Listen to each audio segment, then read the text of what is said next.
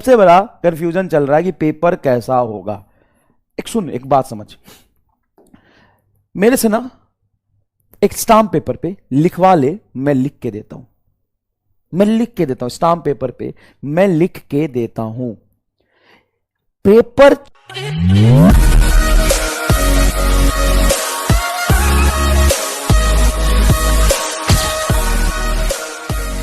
आपने स्प्रिंग 1-3-5 वाला है मास्टर, बता दो। स्प्रिंग में 1-3-5 वाला है मास्टर, गधा स्टार सीखेगा, गधा स्टार सीखेगा। हाँ बहुत टफ होगा नेक्स्ट ईयर पेपर, इतना टफ होगा ना कि फिजिक्स का तुम्हें एक सवाल तुमसे नहीं होगा, टफ होगा, पढ़ लेना ढंग से। देख पेपर भाई, ये सबसे बड़ा कंफ्यूजन चल रहा है कि पेपर कैसा होगा।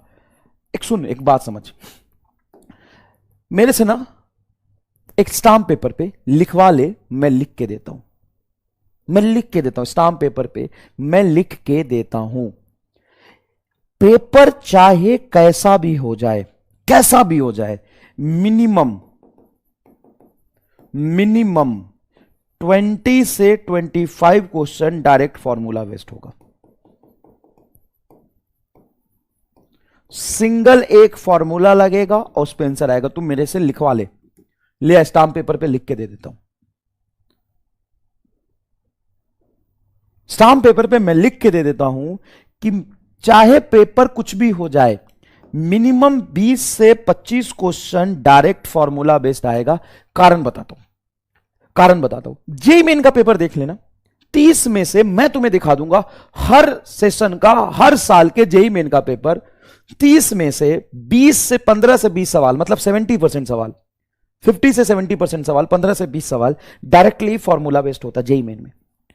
और तुम नीट का पेपर दे रहे हो और ऑफिशियली नीट में बेटा, नीट में मैथ नहीं है, ऑफिशियली मैथ नहीं है। मैथ की जगह पे क्या है? बायो यो है। अब जब बायो यो है, आपने मैथ नहीं पढ़ा, तो आपको हम एक्सक्लूड कर दे कि मैथमेटिकल बहुत लेंदी सवाल आपसे नहीं पूछेगा। बहुत सिंपल सा फंडामेंटल सा लॉजिक है।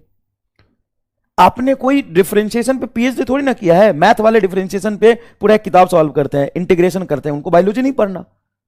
बायोलॉजी की कॉम्प्लेक्सिटी, बायोलॉजी इतना टफ सब्जेक्ट, इतना हार्ड सब्जेक्ट, इतना मतलब भाई आसान थोड़ी ना जेनेटिक्स और ये बॉडी पार्ट्स और इसका मैकेनिज्म समझना। तो आप बायोलॉजी पढ़ रहे हो मैथ की जगह पे, मतलब आप बायो यो हो, आपने बहुत लेंदी मैथमेटिक्स नहीं पढ़ी है। तो जो भी फिजिक्स में सवाल आएगा उसमें इस बात का ध्यान रखा जाएगा कि आप बायोलॉजी नहीं पढ़े हो, सॉरी मैथ नहीं पढ़े हो। मैथ नहीं पढ़े हो तो मैथमेटिकल लेंदी सवाल आपसे नहीं पूछेगा, कंसेप्चुअल सवाल पूछेगा। तो चाहे आज तक का मतलब आज जब से नीट हो रहा है तब से लेकर के अभी तक का, अगर सबसे मुश्किल पेपर बनाते, सबसे मुश्किल, भाई साहब ऐसा पेपर बनाया जैसा आज तक पेपर नहीं आया था फिजिक्स का, सबसे टफ फिजिक्स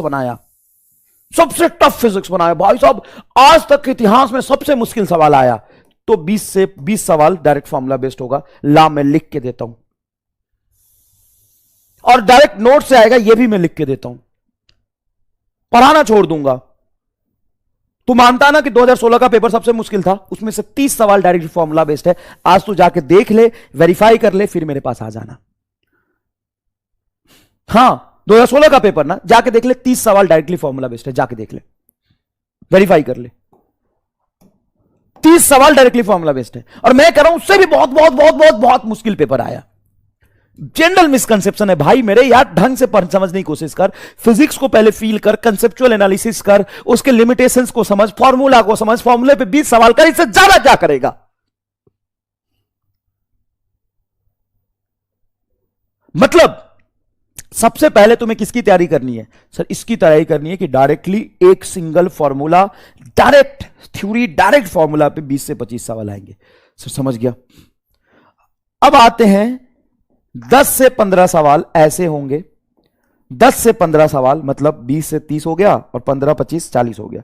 ऐसे सवाल आएंगे जो मीडियम लेवल के होंगे, जिसमें लैंग्वेज थोड़ा सा टफ होगा, लेकिन होंगे डायरेक्ट फॉर्मूला बेस्ड हैं।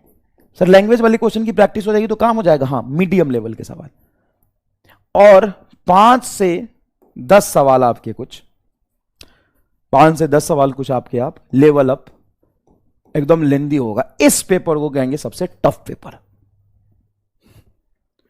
इस पेपर को कहेंगे सबसे टफ पेपर, सबसे मुश्किल पेपर आया तो ये होगा पैटर्न। अब तू बता, तो इसकी तैयारी करेगा, इसकी तैयारी करेगा, किसकी तैयारी करेगा? तो इसकी तैयारी करेगा ना पहले तू 80 से 100 नंबर की तैयारी करेगा ना, 80 से 100 नंबर तेरे डायरेक्ट फॉर्मूला बेस आएंगे। उसके बाद बहुत मुश्किल आया तो यहां पे जाके अटकेगा तू। अब यहां पे क्या देखेगा कि यार मीडियम लेवल के क्वेश्चंस जो थोड़े लैंग्वेज वाले होते हैं उन सब की प्रैक्टिस करेंगे, फिर थोड़ा सा लेवल अप करेगा। ठीक है, ये सबसे टफ पेपर की कहानी है। अब अगर मीडियम लेवल का पेपर आता है तो क्या होगा? अगर मीडियम लेवल की पेपर आता है तो मीडियम लेवल में 30 से 35 सवाल डायरेक्ट फॉर्मूले पे होंगे, एकदम इजी डायरेक्ट फॉर्मूले पे होगा। और 5 से 10 सवाल तेरा क्या होगा? मीडियम लेवल का होगा। 1 से 2 सवाल टफ होगा अगर मीडियम लेवल का पेपर आता है तो। अगर तू 30 से 35 सवाल कर लिया तो तेरे आ गए ना भाई 140 नंबर के आसपास। और जैसे 20 और 21 का इजी पेपर आता है, इजी पेपर आता है तो इजी पेपर में तुम्हारा 35 से 40 सवाल डायरेक्ट फॉर्मूले पे था। हाँ, 35 से 40 सवाल था और 15 से 20 सवाल मीडियम लेवल का था। टफ, बहुत लेंदी, 1-2 भी नहीं था। तो ज्यादा प्रोबेबिलिटी किसकी है? अब पेपर आने की ज्यादा प्रोबेबिलिटी इसकी और इसकी, इसका नहीं है भाई। ये तो एक्सट्रीम केस बताया मैंने, तो इसी में खुश हो गया था। ये तो मैंने एक्सट्रीम केस बताया, बहुत होगा तो ये होगा। अगर बहुत बहुत बहुत सालों का, 10 साल 20 साल 25 साल से सबसे मुश्किल पेपर बनाएगा तो ये होगा। उसमें भी 25 क्वेश्चन डायरेक्टली फॉर्मूला बेस्ड होगा। अरे ऐसे थोड़ी ना होता है कि 50 के 50 क्वेश्चन लेंदी बना देंगे पेपर टफ का। पेपर टफ का मतलब क्या है? पेपर टफ का मतलब है 25 question directly formula based, 15 question से 20 क्वेश्चन एवरेज और 5-10 मुश्किल। ये होता है सबसे मुश्किल सवाल। सर बात तो सही है। हाँ, इस बार पेपर कैसा आया था? ऐसा आया था। अब थोड़ा टफ बनेगा तो कैसा आएगा? ऐसा आएगा, मीडियम लेवल का। तो 90% चांस है ये पेपर आने का, जिसमें से 35 से सवाल, 30 से 35 सवाल डायरेक्टली फॉर्मूला बेस्ड होंगे, 5 से 10 सवाल मीडियम लेवल के ऐसे होंगे और 2-3 सवाल आपके एकदम एक्सेप्शनल वाले होंगे। खत्म, यही आएगा पेपर, लिख के रख ले। नहीं तो ये आएगा। अरे ऐसा पेपर नहीं बनेगा भाई। सो ऐसा बन गया तो हम क्या करेंगे? अभी भी तू 20 से 25 सवाल डायरेक्टली फॉर्मूला बेस्ड वाला कर लेगा। हाँ सर, 100 नंबर के आसपास हो जाएगा, 100 नंबर के आसपास हो जाएगा। 15 क्वेश्चन यहां देख, 15 में से 10 भी कर लेगा तो 40 नंबर, 140 नंबर आ गए। और वैसे भी जब तू पढ़ाई कर रहा है तो ये तो सारे क्लास में कवर हो रहा है, इसमें भी क्लास में कवर हो रहा है। अब 2-4 क्वेश्चन प्रैक्टिस तुमको थोड़ी करनी पड़ेगी। और जब ऐसा पेपर आएगा तो मैं बता दूं कि 99% मतलब 95% बच्चों के, 90 से 95% बच्चों के इस पेपर में एवरेज नंबर 80 की 100 के आसपास आएगा। कट ऑफ अपने आप नीचे आएगा। बात बराबर है, तुम इस पेपर में 100 लाओ और इस पेपर में 140 लाओ, इस पेपर में 160 लाओ, इक्विवेलेंट है। कट ऑफ उसी के अकॉर्डिंग होगा। इसमें तुम पढ़ाई करके 160, 65, 70 ले आओ, 170 लाओ, 150 लाओ या 110 लाओ, बात तो बराबर है। सबके लिए पेपर होगा ना, आपके लिए तो पेपर होगा नहीं। दूसरी बात और सबसे इंपॉर्टेंट बात मैं आपको एक और बता दूं, इन तीनों पेपर को करने के लिए सबसे ज्यादा जरूरी चीज क्या है?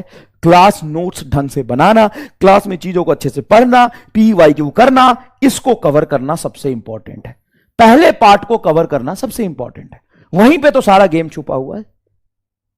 उसके बाद एक इंपॉर्टेंट चीज, जितने ज्यादा से ज्यादा आप टेस्ट पेपर कर पाओ वो टेस्ट पेपर करना, जितने ज्यादा से ज्यादा आप टेस्ट पेपर अटेम्प्ट कर पाओ वो टेस्ट पेपर करना, जितने ज्यादा से ज्यादा। किसी भी कोचिंग इंस्टीट्यूट का कोई टेस्ट पेपर ले लो, किसी भी कोचिंग इंस्टीट्यूट के पास चढ़ के टेस्ट पेपर ले लो, उसको करो एकदम दबा के, उसको एकदम दबा के करो। कुछ सवाल नहीं होंगे, कोई बात नहीं, सीख लो, अब जाके करो। रोज बच्चे मैसेज करते हैं, हमने डैश कोचिंग का टेस्ट दिया था, उसमें से 95% सवाल आपके नोट से थे। डैश डैश कोचिंग का किया था, उसमें से 90% सवाल थे। डैश कोचिंग का किया था, उसमें से 90% सवाल थे। खत्म ना, खत्म ना सर। लेकिन 5-10% तो सीखेगा भी कि मास्टर बनेगा। सारा सवाल तू कर लेगा तो तू मास्टर नहीं बन जाएगा। अगले साल हम क्या भीख मांगेंगे रोड पर? हमारा क्या काम है फिर? चले जाए हम हरिद्वार, हिमालय चले जाए क्या? हम हिमालय चले जाए क्या? हम हमको छोड़ेगा कि नहीं छोड़ेगा? हम भी अपना रोजी रोटी करे कि नहीं करे? सब कर लेगा तू, मतलब कुछ भी। अगर तू किसी कोचिंग इंस्टीट्यूट का सारे टेस्ट का सारे सवाल कर लिया तो ही पढ़ा लेना। अगले साल मैं जाता हूं, फिर क्या करूंगा? मेरा काम क्या है यहां पे? तू कर ले। एकदम सही बात कह रहा हूं ना। हम डिमोटिवेट हो जाते, हमसे सवाल नहीं होता तो डैश तेरा है। हम डिमोटिवेट हो जाएंगे अगर तू सारा कर लेगा तो। अगर तू हम तुमको करने भी नहीं देंगे, कुछ चीजें बचा के रखेंगे ना अपने लिए। तुमसे अगर 2-4 सवाल नहीं होते तो तुम डिमोटिवेट हो जाते हो, जबकि जरूरत नहीं है। उन 2-4 सवालों को सीख लो ना भाई, आगे आगे बढ़ो। 4 महीने लगातार सीखते चलोगे तो वो लेवल भी आएगा जिस दिन सब कुछ कर लोगे। और मान लो तुम सब करने लगे तो फिर हम डिमोटिवेट नहीं हो जाएंगे। हम इंसान नहीं है, हमारा कोई फ्यूचर भविष्य नहीं है, हमारा रोजी रोटी नहीं है। पॉलिटिक्स में चले जाना, अच्छा क्या करेंगे उधर जाके? एक काम आता है वो तो तुम करने नहीं दोगे, सारा तुम कर लोगे, हम डिमोटिवेट हो जाएंगे ना रे गधे। समझ इस बात को, मत करना सारा। जिस दिन सारा करने लग जाएगा पगला जाएंगे हम लोग, पूरा मास्टर कम्युनिटी खत्म। फिजिक्स वाले के सारे मास्टर रोड पे आ जाएंगे, तू ही बन जाना, सब मास्टर बन जाए। आजकल बंदे भी हैं, नेट क्वालिफाई कर लिया नहीं कि मास्टर, छोड़ देते हैं हम।